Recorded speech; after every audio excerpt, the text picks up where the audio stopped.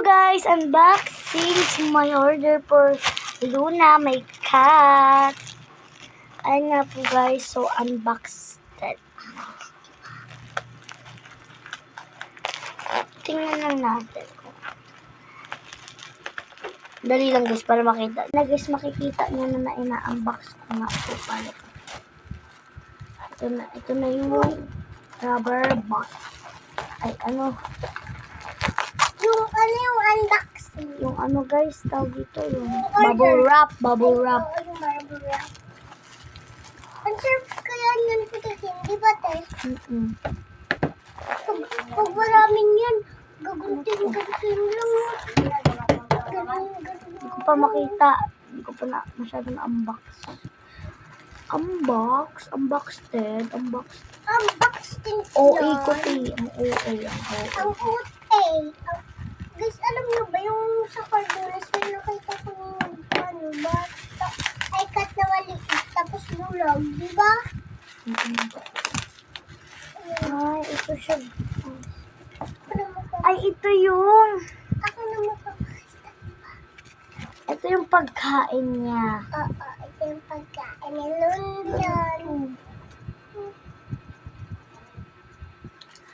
So, ang ano po niya guys, ang flavor niya is fish tuna. Kung makikita nyo, fish tuna. Fish tuna, Ayun, parang fish luna, di ba? Fish luna. Ayan siya guys. Pagkain siya ng mga pusa. Tawa. Gusto kasi ng pusa namin guys.